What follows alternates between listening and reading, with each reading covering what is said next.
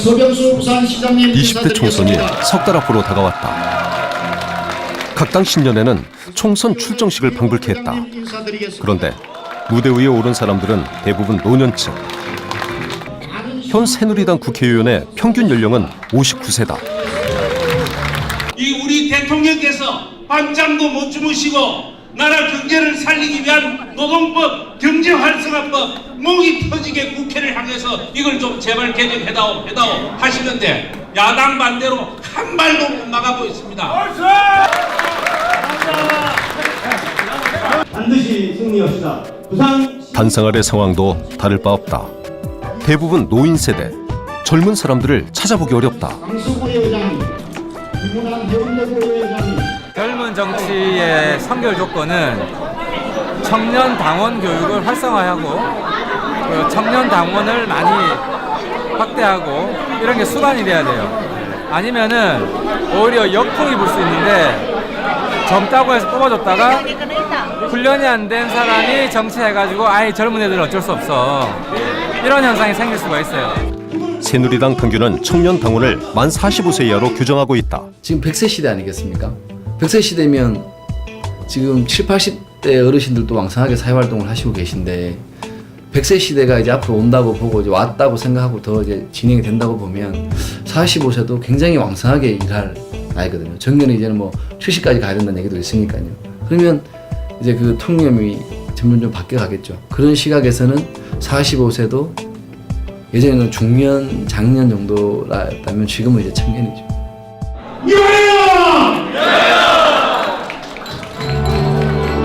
45세까지를 청년으로 규정하다 보니 정작 20, 30대 청년은 어린애나 다름없는 셈이다. 많은 분들 다 이야기 다 해야 됩니까? 오늘 이 자리에 있는 분이 제일 젊으신 것 같아요. 아무래도 제가 최연소 의원이니까. 네, 다음은 제가 최연소 박국재 의원이니까 아마 구청장 군수협의회 부회장님의 건배사를 듣겠습니다. 옆에 사람들 찾아보기 힘들어요. 어때요? 요 시당 근무하는 당직자들은 반갑습니다. 새해 복 많이 받으십시오. 관구 씨는 2014년 지자체 선거에서 26살의 나이로 구의원에 당선됐다. 동료 의원들은 대부분 5, 60대. 기초단체 의회에서도 20대 정치인은 찾아보기 어렵다. 똑같은 초선 의원들인데 나이가 좀 많이 젊으니까 아들 버리고 하니까 커피 심부름 시키려고 하는 그런 분도 계셨습니다. 근데 또 제가 이제 또 고민이 많이 들었죠. 그렇게 뭐 제가 먼저 커피 타드릴 수도 있는데 그 같은 이제 초선 의원들끼리 그런 심부름을 하는 걸 이제 시키는 걸 봤을 때 우리 장림동 주민들한테 미안해지더라고요. 그래서 당당하게 직접 다 드세요 얘기 말씀드리고.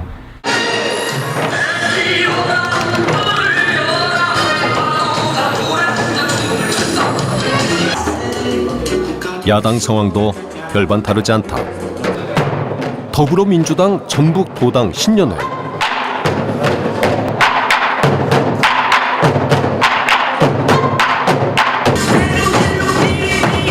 식장에 모인 사람들은 대부분 노인당원들이다.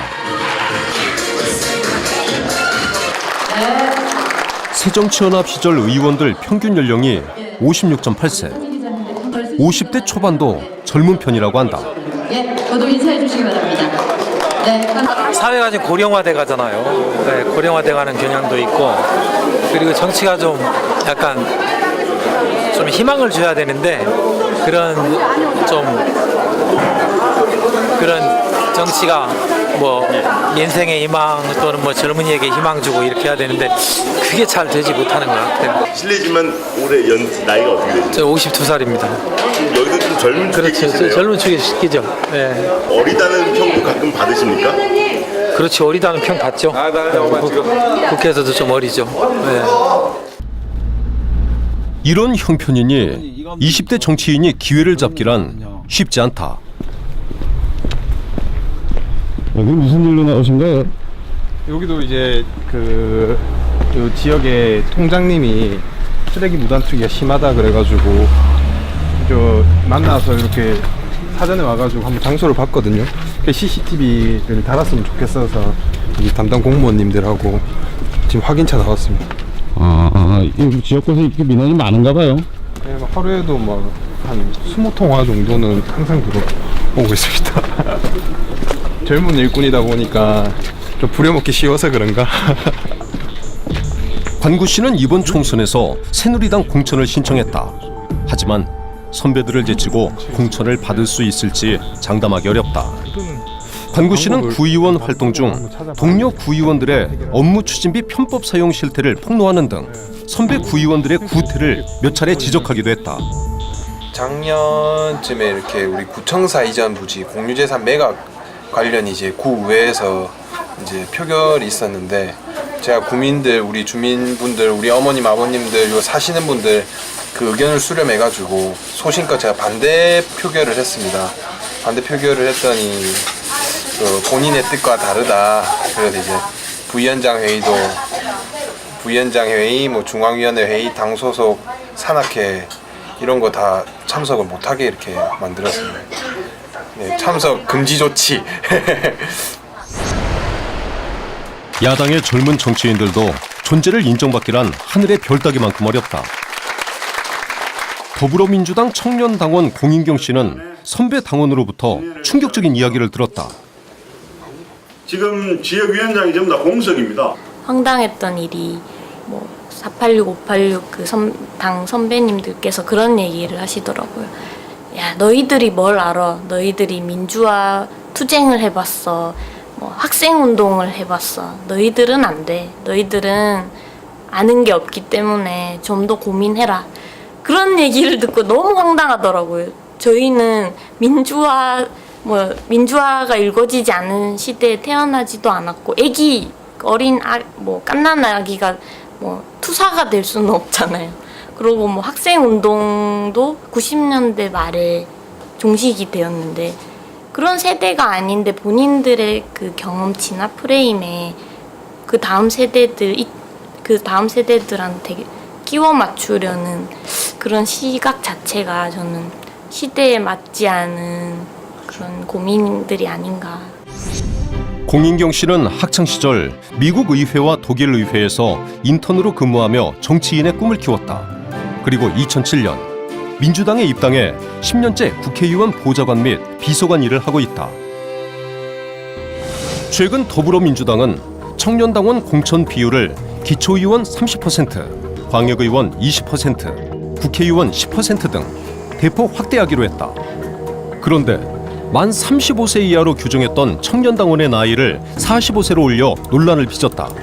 새정치민주연합 같은 경우는 청년위원회가 만 45세 이하가 청년위원회 참여할 수 있는 자격 조건인데, 만 45세라는 건 47세 중년 분들까지 아우른다는 뜻인데요. 아, 우리 나이로? 예. 그게 저희 당내 청년 조직의 그런 모습이 아닌가. 다른 나라 상황은 어떨까? 유럽은 30대 장관, 40대 총리가 대세다. 프랑스의 경우 벨기생 교육부 장관이 38세, 바토 에너지 장관은 40세, 실비아 피넬 주택 및 국토개발부 장관이 38세, 칸핀 전 외교국제개발부 장관은 39세에 장관에 취임했다. 영국의 정치도 점점 젊어지고 있다. 현재 영국 하원 의원의 평균 연령은 45세다. 총리도 젊어지고 있다. 노인들이 좌지우지하던 영국 정치에 새로운 바람을 일으킨 장본인은 토니 블레어였다.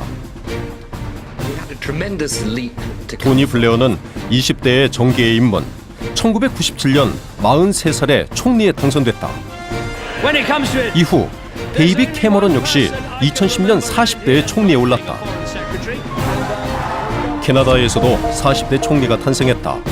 쥐스탱 트리도는 37세에 국회의원에 당선된 후 43세에 총리에 올랐다. 스웨덴의 라인펠트 총리는 10대 입당, 20대 국회의원을 거쳐 41살에 총리가 됐다. 뿐만 아니다. 스웨덴의 프리돌린 교육부 장관은 83년생, 33살의 청년이다. 한국에도 일찌감치 정치에 입문해 세상을 바꾸어 보려는 젊은 정치인들이 있다. 정현호 씨가 또래 청년들과 청년 문제 해결 방법을 고민하고 있다. 현호 씨는 4년 전 26살에 새누리당에 입당해 청년혁신위원장을 맡고 있다. 또 김문수 보수혁신특별위원장도 계셨습니다. 친구들도 야 대기업 가야지, 현호야 너 뭐 이렇게 열심히 활동했는데 취업할 수 있잖아. 근데 저도 고민을 왜 안 했겠습니까? 저희 부모님마저도 돈 벌어라 이랬는데, 근데 좀 저는 그렇게 하고 싶지 않았던 것 같아요. 그래서 저도 취업원서 쓰지 않고 계속 제가 가고 싶은 길을 걸어가면서 사회적 기업 만들어서 의미 있는 교육을 해보려고 노력하고, 그래서 사실 시민교육도 관심이 많았던 측면도 있었거든요. 아직 앞길은 막막하다.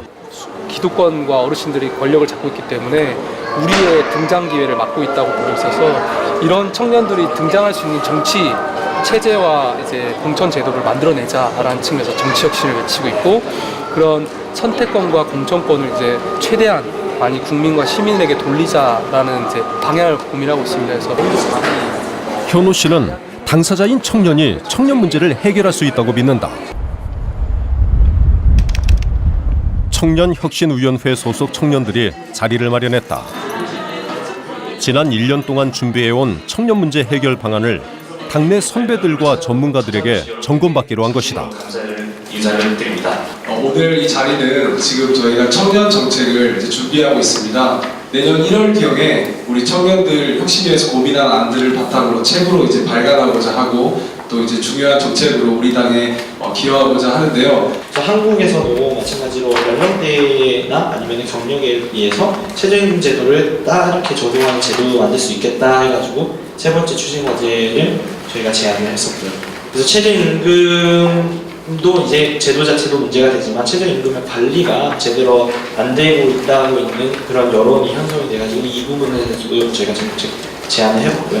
많이 겪고 있는 문제들 중에 하나가 인턴 문제인데, 인턴이 끝나고도 정직원으로 채용이 안 되는 경우도 대단히 취업, 학비, 주거, 결혼 등 청년들이 당면한 문제를 풀기 위한 입법 아이디어들이 제시됐다. 같은 양의 업무량을 부여하면서도 월급은 사실상 제대로 지급되지 않는, 한번 더 좀 생각. 선배들과 전문가들의 반응은 어떨까? 청년기본법도 그렇고 청년 관련된 내용들이 육성 보호 쪽이 거의 한 70~80% 되고 20% 정도만 혁신 쪽이 아닌가라는 생각이 들어서 저는 혁신이 좀 보완되고 강화될 필요가 있다라는 생각이 들었습니다. 다만 이런 겁니다. 저는 이제 처음 이렇게 접하니까 과연 이런 부분들이 제가 봤을 때는 이거 각 부처의 정책이나 기본계획에 청년들에 맞게끔 짜릿게 하는 느낌이 든다 이 말이죠. 즉 얘기해서 정말 새로운 어떤 그 창의적인 그런 정책이 조금 부족하다 이런 걸 느꼈습니다. 그게 어떤 노동 청년 문제의 당사자로서 고민 끝에 내놓은 방안들이 혹평을 받았다. 설익은 아이디어라는 반응이었다. 어려서 잘 모른다, 너희들이 뭘 알아, 너희는 조금밖에 못 본 거야, 이렇게 할 때 답답하죠. 그래서 저는 이런 생각이 듭니다. 청년이 우리가 정치 참여를 하고 우리의 목소리가 커져야 된다고 저는 보는데, 커지기 위해서는 우리들이 전문성을 겸비해야 된다고 저는 보거든요. 그래서 우리도 이 정도의 전문성을 갖고 있고 어르신들에게 하지 못하는 거 우리가 할 수 있다라는 얘기를 저는 해줘야 된다고 봐요. 현우 씨는 새누리당에서 인맥에 의해 인재가 발탁되는 것이 더 답답하다고 한다. 당내에서 인재를 키울 시스템이 미비하다는 것이다. 저는 그게 예측 가능한 시스템이 그게 제일 중요하다고 봐요. 그러니까 내가 어떻게 하면 저 자리에 갈 수 있다 없다? 그래야 빨리 판단해야 사라질 수 있는 거 아니에요? 그 대표적인 예가 저는 번호표 시스템이라고 보거든요. 번호표 딱 끊어서 적어도 내가 몇 번이면 이 시간 동안 나는 지금 서비스를 못 받으니까 딴 일 하다가 와야지, 뭐 이런 어떤 뭔가 예측 가능하게 해준다면 좋을 것 같은데 그런 게 없으니까 불확실하죠. 그러니까 불안하고, 그러니까 부모님들도 걱정 많이 하고, 그렇게 해서 뭔 미래가 있겠냐라고 걱정도 많이 하는데 그게 한계가 아닌가 이런 생각을 되게 많이 하죠.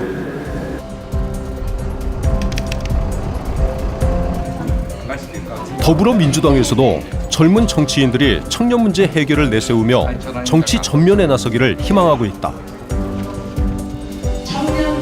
더불어민주당 전국청년위원회 부위원장 이동학 씨는 당내 청년들 사이에서 살아있는 화석이라 불린다. 열린우리당 시절부터 10년 넘게 청년 당원으로 활동하며 얻은 별명이다. 이동학이고요. 34살입니다. 당에 들어온 지는 한 횟수로 12년 정도 된 것 같습니다. 2003년도 겨울에 당시 당이 창당될 때 군 전역한 지 얼마 안 돼서였어요. 너무나 멋진 연설을 누군가 하는 걸 보고 나도 가입해야 되겠다 해서 즉석에서 가입을 하게 됐어요. 청년 당원으로서는 고참이 된 동학 씨는 지난해 당내 전국청년위원장 선거에 출마했다. 그런데 생각지도 못한 핀잔을 받았다. 청년이 있었습니다. 제가 지난 4월 달에 청년위원장 선거 나갔을 때도 네가 나이가 몇인데 벌써부터 청년위원장 선거에 나오냐 이 소리를 제가 들으니까 좀 황당하더라고요. 네. 청년인데 네. 이미 30대가 됐음에도 불구하고 네. 너무나 어린 축에 속하기 때문에 청년위원회 내에서는 너무나 어린 축이기 때문에 정치는 아까 말씀하셨듯이 뭐 누군가가 독점해야 되는 영역이 아니잖아요. 어떤 세대가. 그리고 나이가 아니다. 정치는 실력이고 그 사람이 얼마나 더 많은 호응을 이끌어낼 수 있느냐 이제 이런 건데. 당연하죠. 제가 하나 더 여쭤보겠습니다. 전국 청년위원장 후보에는 현역 의원 2명을 포함해 모두 6명이 출마했는데 그 가운데 4명이 40대였다. 청년위원장 임명을 안 하고 있으면 아무도 활동할 수가 없었습니다. 다만 당에 이 한마디를 꼭 해보고 싶었어요. 그러니까 뭐냐면 두 가지인데요. 이 당의 테이블에 청년이 단순히 끼워줌의 대상이 아니다. 너무나 자연스럽게 당연하게 함께 논의해야 되는 테이블에 들어가야 되는 게 청년인데 우리 당에서는 이제 그런 부분들이 좀 소외되고 있다는 측면, 그걸 하나만 지적하고 싶었고. 동학 씨는 현장 투표에서 1위를 차지했다. 새정치민주연합 청년당원 맞느냐? 돈 내는 당원 맞느냐? 청년위원회와 함께 하겠느냐? 묻겠습니다.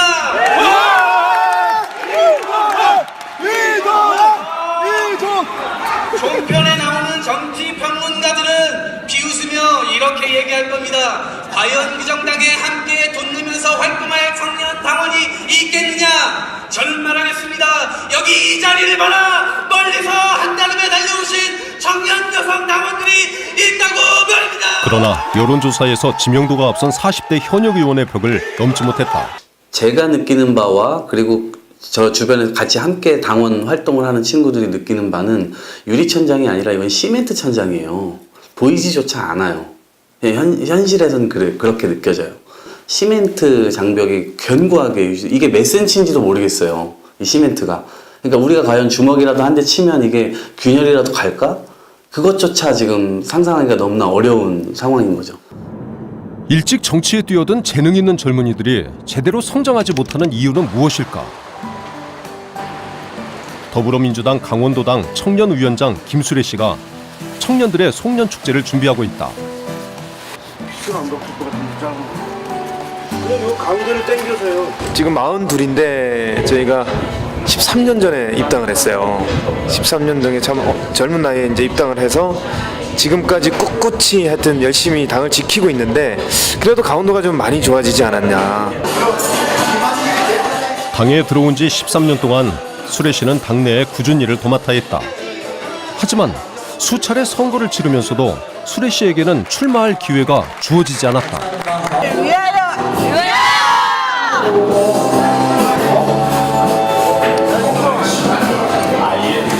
지금까지 생각을 해보면 항상 결정적일 때 청년들은 기회가 없었다고 생각을 합니다. 청년 쓰고 버리는 일들이 상당히 지금까지 많았다.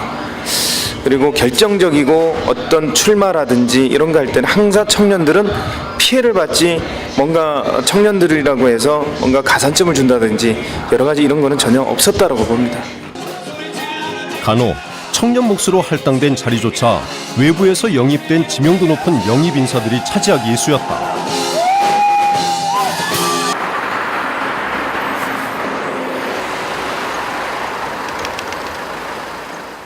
유럽의 많은 정당들은 당 안에서 청년들을 양성하고 공천해서 지도자로 키우는 시스템을 갖추고 있다.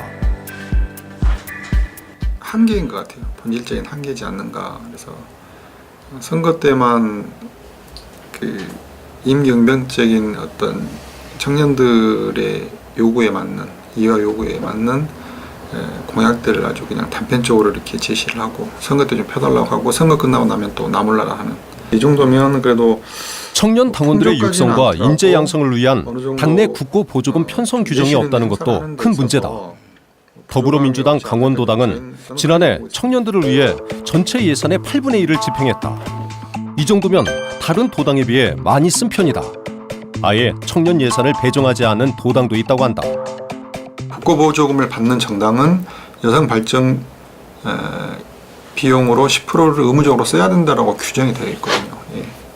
근데 청년은 그렇지가 않죠. 청년은 국고보조금의 몇 %를 써야 된다 이런 게 없는 거죠. 그러니까 그게 이제 국고보조금의 집행에 대한 지침은 여성 10%, 그 다음에 시도당의 10%, 그 다음에 소위 말하는 싱크탱크라고 하는 정당의 정책연구소의 30%, 그리고 나머지 이제 30%하고 나머지 이제 중앙당에서 가져가고, 그렇기 때문에 청년이나 노인 이런 데에 대해서는 따로 집행에 대한 어떤 규정이 없는 거죠. 청년들을 위한 사업을 위해서 이렇게 배정된 것들이 따로 있나요? 배정이라는 건 없습니다. 저희가 꾸준히 얘기하고 있는 게 여성 정치 발전법이라고 있어가지고 여성들은 이제 여성 정치 활동을 위해서는 지원되는 게 있는 걸로 알고 있는데, 청년에는 아직 그게 없어가지고 청년들이 지금 다 직장 생활하고 자영업 하든가 이런 분들이지 않습니까? 그러다 보니 금전적으로 좀 활동하기 어려운 게 있지 않습니까? 그래서 그런 부분 좀 저희도 꾸준히 요구하고 있는데 쉽진 않네요. 예산도 없이 정치인을 교육하여 체계적으로 양성하기를 기대하기란 어렵다. 청년 당원이 쓰다가 버리는 소모품이냐는 불만이 터져나오는 이유다. 졌음에도 여러분들이 이렇게 뿜어내시는 열기로 선거 때 인원수 쪽수 동원도 좋아요. 모두 좋고 홍보물 세워도 좋고 열정 페이로서 역량을 해도 좋은데, 이 과정들이 체계적인 교육이 아니라면 배워가는 게 되게 이렇게 비균등적이라고 해야 되나요? 그러니까 형평적이지 않죠. 그러니까 사람마다 가져가는 게 너무 차이가 크니까 저는 좀 그게 좀 체계적으로 누군가가 관리해줘야 된다고 보는 거죠. 근데 그게 없이 자유로운 의사에 따라 또는 심지어 인연이나 이제 인맥에 따라 이렇게 착출되거나 아니면 배치되거나 이렇게 이동을 하거든요. 늘 하는 얘기가 당대표나 당 지도부분들한테 쓴소리를 하거든요. 우리 당의 공식 조직 이름 중에서 새정치민주연합 인재영입위원회라는 게 있어요. 그건 절대 없어지지 않는 조직 이름이더라고요. 근데 우리 당에는 왜 인재양성, 인재육성위원회는 없고 인재영입위원회라는 것이 있느냐. 그거는 당에 사람을 모아내고 그 당에 모인 사람들을 열심히 좋은 인재로 키워나가겠다라는 의지가 당 스스로가 없다라는 걸 인정하는 꼴이다. 당내 젊은이들 가운데 간혹 선거에서 공천을 받는 운 좋은 경우도 있다. 김병민 씨는 20대이던 6년 전 새누리당 공천을 받아 기초의원에 당선됐다. 제가 처음 구의원했을 때가 만 28이었거든요. 저희 새누리당에서 저희 지역구에 저 다음으로 연세가 많으신 분이 아마 60대셨던 것 같아요. 그러니까 아예 중간에 싹 빈 거죠. 30대, 40대, 50대. 지방의회에서는 40대가 들어와도 저 젊은 애가 뭘 하겠니라는 얘기들을 하는데, 하다못해 20대 사람이 들어왔으니 거의 가히 혁명적이었던 사건이었던 것 같고요. 하지만 젊은 정치인 발탁은 대부분 구색 맞추기에 그쳤다. 청년들에게도 공천을 준다는 식의 선언적 의미를 넘어서지 못한 것이다. 제가 이번에 여의도 연구원에서 비전 2019 위원회에서 내년도 총선 전략을 공약단에서 기획을 하고 있지만, 여기서도 마찬가지로 제 나이가 제일 어리고 중간에 허리층이라고 할 수 있는 사람들이 거의 없는 거예요. 이게 비단 새누리당뿐만이 아니라 새정치민주연합도 다 마찬가지일 겁니다. 청년이라고 사람들의 몫을 주는 거는 청년위원회 혹은 아니면 300석 의석 중에 굳이 몇 자리의 비례대표를 뽑아서 청년 비례대표라는 타이틀을 주면서 자 이게 너희들 몫이니까 너희끼리 한번 경쟁해봐. 그리고 끝인 거죠. 거기서 뽑힌 사람들이 전체 청년 세대의 목소리를 대변해서 국가의 여러 가지 의정 활동들이 같이 반영을 해야 되는데 그런 의제들이 잘 껴주지 않는 것 같다는 생각도 들고요. 세대의 높은 벽은 국회의원의 연령 분포로도 확인된다. 19대 국회의원 중 20, 30대 청년 의원 비율은 고작 3%. 반면 50대 이상 의원이 70%를 차지한다. 그분들하고 이제 일을 해보면 알아요. 역시 많은 노하우가 있고, 그래서 야, 정치는 한 번에 되는 게 아니구나. 우리가 벼가 빨리 익으라고 벼를 잡아다닌다고 해가지고 벼가 빨리 익지 않듯이 정치의 여러 가지 경험 이런 것은 그 어떤 세월, 시간에 축적된 세월, 이거의 어떤 힘은 굉장히 막강합니다. 그래서 이것은 우리가 흔히 젊은 사람들이 나이 드신 정치인들을 상당히 그냥 좀 구태의연하지 않나 이렇게 생각하는데, 그렇게 생각할지 모르지만 그분들이 가지고 있는 어떤 노련함 이런 것은 누구도 따라가기 힘듭니다. 그것은 우리가 인정을 해야 된다 이렇게 생각합니다.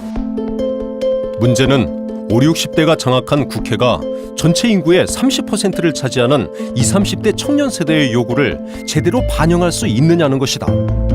제가 국회에 있으면서 많이 생각이 듭니다만은 결론적으로 보면 이 국회 안에 있는 뭐 국방부 관련한 법이든 국토위법이든 농수산법이든 뭐 정치 관련법이든 이 모든 것들이 다 아직까지도 20대, 30대 청년 세대의 목소리가 하나도 반영되어 있지 않습니다. 각각의 모든 법률 어떤 조항들에도. 민주주의는 대의 정치다. 다양한 세대와 계급, 계층을 대변하는 다양한 목소리가 반영되어야 한다. 그런데 한국의 국회는 경륜을 앞세운 노인 세대가 틀어지고 있다. 변화와 발전을 기대하기 어려운 상황이다. 그 연륜과 경륜이 있다라는 건 그만큼 경험의 깊이가 더 많다라는 걸 얘기할 수도 있겠죠. 양적인 깊이는 많을 수 있을 것 같습니다. 하지만 질적인 깊이는 조금 다를 것 같아요. 저도 제가 20대의 젊은 시절에 가졌던 여러 가지 저희 꿈과 포부가 있을 거고 사회에 대한 생각들이 있을 거고, 지금 벌써 그때로부터 10년이 지난 지금의 저를 돌아보면 경험의 깊이는 깊어진 것 같아요. 그때보다 경륜도 늘었겠죠. 하지만 그때보다 창의적이지 않습니다. 그때보다 열정적이거나 도전적이지도 않아요. 그렇기 때문에 경험과 경륜이 더 깊게 있다 그래서 더 나은 정치를 할 거다 라는 생각은 약간 잘못된 생각일 수도 있다는 생각이 들어요. 저는 연륜, 경륜 굉장히 중요하다고 생각해요. 우리 사회에서 꼭 필요한 일이에요. 그런데 연륜과 경륜으로만 이루어질 경우에는 부패하게 되고 고이게 되고 썩게 돼요. 그래서 저는 일정 부분 그 경륜과 연륜의 샘물 역할을 해줄 신진들이 반드시 필요하다. 그것을 못하게 되면 결국에는 그 부패한 상태로 쭉 기득권이 유지돼 갈 수밖에 없다. 지금의 한국 사회가 딱 그렇고 지금의 정치가 딱 그렇습니다.